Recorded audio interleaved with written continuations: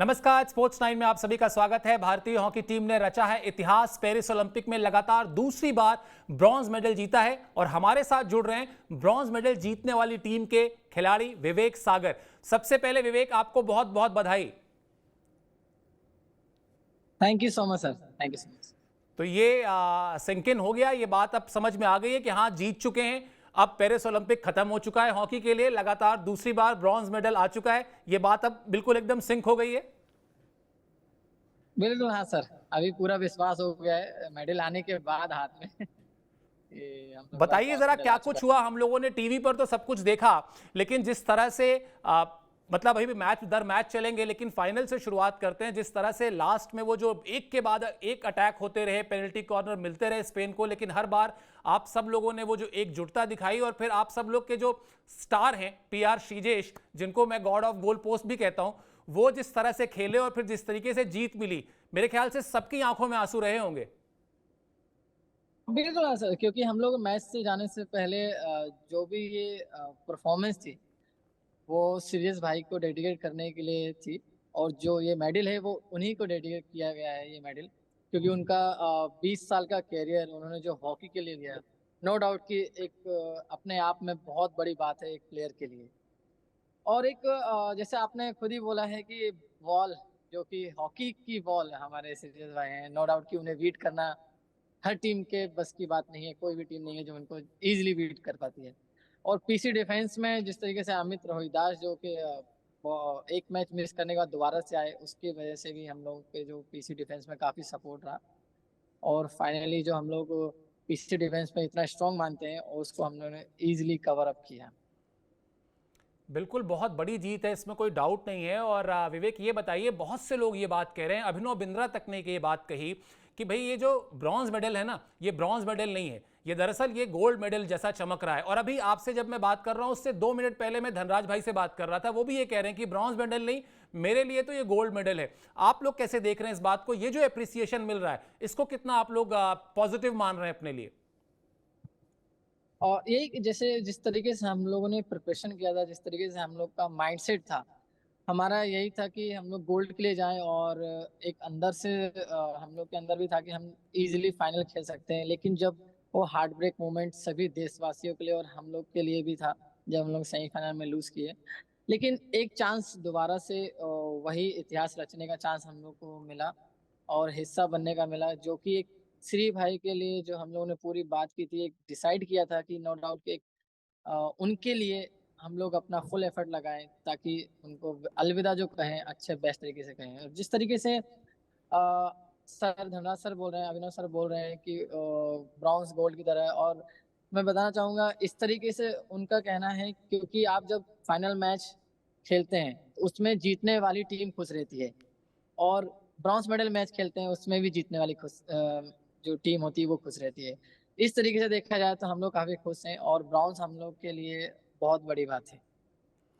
बिल्कुल। और जरा अब उस मैच में आपको ले चलता हूं, जिस मैच को देखकर मतलब अभी तक आप यकीन मानिए, मुझे बहुत ताज्जुब हो रहा है। अभी तक मुझे लग रहा है कि शायद फाइनल में नहीं पहुंच पाए, या जो ये ब्रॉन्ज मेडल का मैच था, इससे कहीं ज्यादा वो जो 2 मैच थे, एक मैच ऑस्ट्रेलिया वाला और दूसरा मैच जो ग्रेट ब्रिटेन के साथ आप लोग खेले, और जब 11 के मुकाबले 10 खिलाड़ियों से 40 मिनट से ज्यादा खेलना, जरा इन दोनों मैचों को याद करके बताइए क्या कुछ चल रहा था मैदान में, कैसे आप लोगों ने जीत हासिल की इसमें, क्योंकि लगभग ये असंभव टास्क थे दोनों के दोनों। जी हाँ, असंभव टास्क तो हमारे लिए नहीं था बोले, क्योंकि हमने पहले काफी जो प्रिपरेशन करके आए हैं, जो न्यू कोच है उसकी स्ट्रेटेजी है, उसके साथ जो पेडी का हम लोग के साथ जुड़ना, जो कि एक अलग ही साइकोलॉजिस्ट काम वो कर रहे हैं, जिस तरीके से माइंड को अपने आप को मेंटल हेल्थ को अच्छा रख रहे हैं। और उस वजह से नो डाउट कि हम लोग उस चीज से ओवरकम किए। जैसे हम्म। कि मैं बता रहा हूँ, ऑस्ट्रेलिया को 52 ईयर्स के बाद ओलंपिक में हराना हमारे लिए बहुत बड़ी बात है। और नो डाउट कि एक इम्पोर्टेंट टूर्नामेंट में हराना बहुत बड़ी उपलब्धि थी हमारे लिए भी। और सेकेंडरी जो इंग्लैंड का मैच था, इंग्लैंड का मैच नो डाउट कि एक बहुत हम लोग के लिए बहुत दुखी का मोमेंट था उस टाइम की। लाइक एक आपका अच्छा प्लेयर, मेन प्लेयर जो है वो रेड कार्ड लेके आपको बाहर अभी खेल नहीं पाएगा, हम लोग को 9 प्लेयर से खेलना पड़ेगा ऑन द फील्ड। तो माइंड में यही था कि एक अंदर से गुस्सा भी था सामने वाली टीम के ऊपर भी, कि लाइक नो डाउट कि बहुत सी टीमें होती है जो एक्टिंग ज़्यादा होती है और कि सामने वाले प्लेयर ताकि बाहर चले आए उनको ईज़ी मिल जाए चांस। लेकिन हमको हमारे सभी प्लेयरों के अंदर यही डिसाइड किया बात की कि जो हो गया वो हो गया है, लेकिन हम लोग को एकजुट होके अभी खेलना है और इनको हराना है। एक ही माइंडसेट के साथ गए थे और हमने वो करा और वो सबका डेडिकेशन और कमिटमेंट था। जब सभी लोग अपनी बॉडी को पूरा बॉल के सामने लेके आए, हिट हो रही है, तो भी सामने खड़े हुए हैं। तो ये डेडिकेशन और ये जो फेयरनेस थी, वो वहाँ से निकल के आई। बिल्कुल। और विवेक, आपके लिए तो मतलब इतना अच्छा लग रहा है, आप इतने यंग हैं और आपके पास अब दो दो ब्रॉन्ज मेडल हैं, दो दो ओलंपिक के मेडल हैं, 2 बार पोडियम फिनिश करना पर्सनली अपने लिए कितना बड़ा अचीवमेंट मानते हैं आप ये?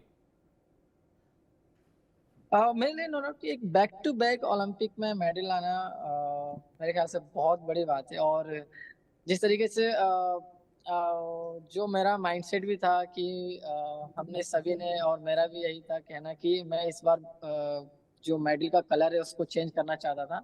होपफुली वो नहीं हुआ, लेकिन कंसिस्टेंसी रखे हमने, वो बहुत इम्पोर्टेंट थी मेरे लिए भी। और मेरा परफॉर्मेंस भी नो डाउट कि अच्छा रहा, लेकिन मुझे और अच्छे करने की ज़रूरत है ताकि जो हम लोग चूके हैं वहाँ पे चूके ना और जो इंडिया का इतिहास है उसको बरकरार रखें। बिल्कुल विवेक। और वैसे तो हमारे यहाँ कहा जाता है कि जब खुशियों की बात हो रही हो तो गम की बात नहीं करनी चाहिए, लेकिन मैं इसलिए ये बात कर रहा हूँ आपसे क्योंकि आप जब मुझे इस सवाल का जवाब देंगे तो ये इस देश में हज़ारों लाखों लोगों के लिए बहुत बड़ा एक मोटिवेशन होगा। ज़रा बताइए वो पूरी कहानी, जब आपको चोट लगी और ऐसा लगा कि मतलब मैदान पर खेलना तो बहुत दूर की बात है, ऐसा लगा कि चलना फिरना ही मुश्किल हो जाएगा, लेकिन वहाँ से फिर आपका संघर्ष, आपके परिवार का समर्पण, उनका साथ खड़े होना और फिर वापसी करना और 2-2 ब्रॉन्ज मेडल लेना, ये ज़रा कहानी बताइए ताकि जो बच्चे देखें इस इंटरव्यू को उनको समझ में आए कि ज़िंदगी में जीतने के लिए क्या कुछ हासिल करना पड़ता है। बिल्कुल सर, मैं आपको बताना चाहूँगा जब मैंने 2015 में जूनियर कैंप जॉइन किया, उसके बाद जब मैं वापस गया एकेडमी में, मध्य प्रदेश हॉकी एकेडमी भोपाल में जो कि है, वहाँ पे मुझे कॉलर बोन की इंजरी हुई थी। हम्म। जो कि एक छोटी-सी उम्र में आपको कॉलर बोन टूटना और उसके साथ ऑपरेशन होना, एक बहुत बड़ा चैलेंजिंग मोमेंट था मेरे लिए भी। क्योंकि उसके बाद मुझे कैंप में जाना था, लेकिन होपफुली उसकी वजह से मैं जा नहीं पाया और मुझे 6 मंथ दोबारा ग्राउंड में आने में लगे। और उसके बाद दोबारा से पेट में इन्फेक्शन की वजह से फिर मैं 1 साल बाहर रहा। तो मेरा 2015 और 16 का जो करियर था वो पूरा इसी में चला गया, इंजरी के उसमें। लेकिन उसमें मैंने यही सीखा और यही महसूस किया जो मेरे फैमिली, मेरे फ्रेंड्स और कोचेज़ का सपोर्ट था। और सबसे मेन इम्पोर्टेंट था कि हम अपने माइंड से कितना स्ट्रॉन्ग है, वो पता चलता है कि आप अपने माइंड को कैसे डाइवर्ट करते हैं वो इंजरी से। क्योंकि इंजरी एक पार्ट है और एक स्पोर्ट पर्सन की लाइफ में इंजरी आना और जाना, वो एक पार्ट है। आप उसको रोक नहीं सकते, वो आएगी भी और एक ना एक दिन जाएगी भी। तो उस टाइम मेन ये रहता है कि आप किस तरीके से उसको डील करते हैं, किस तरीके से अपने माइंड को आप अपने एम की तरफ रखते हैं। तो मेरा एक पूरा क्लियर था माइंड। मेरे भाई ने मुझे हमेशा वहाँ पे रहकर मुझे बड़े-बड़े ड्रीम दिखाए कि जब हॉकी और इंडिया का मैच चलता था न्यूजीलैंड के खिलाफ, तो उन्होंने बताया कि तुझे यहाँ खेलना है। तो एक कहीं न कहीं पिक्चर मेरे माइंड में वो बनती गई कि नहीं, मुझे यहाँ पे आना है, आना है, आना है। तो उस चीज़ से भी मैंने वो इंजरी को जल्दी से जल्दी ओवरकम किया और 2017 में अगेन मैं जूनियर टीम में आया और फिर वहाँ से मैंने शुरुआत की दोबारा और अभी तक यहाँ पर हूँ।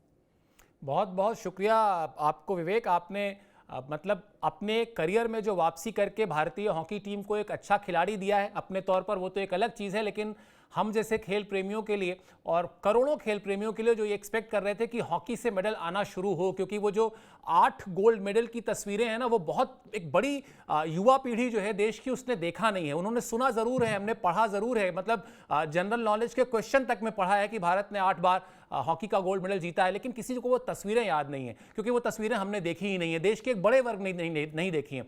अब पिछले कम से कम 2 ओलंपिक्स में वो पीआर श्रीजेश का गोल पोस्ट पर जाकर बैठ जाना और पूरी टीम का उनका अभिवादन करना, आप लोग का सेलिब्रेशन, आप लोग का डांस, आप लोग का संघर्ष, ये सारे खुशी के, गर्व के लम्हे देने के लिए बहुत बहुत बहुत धन्यवाद हमारी पूरी टीम की तरफ से। और आपको बहुत सारी शुभकामनाएं। आपका सेलिब्रेशन का वक्त है, अभी और सेलिब्रेट कीजिए, अभी थोड़ा सा एंजॉय कीजिए इस सक्सेस को। बहुत बहुत शुक्रिया टाइम निकालने के लिए।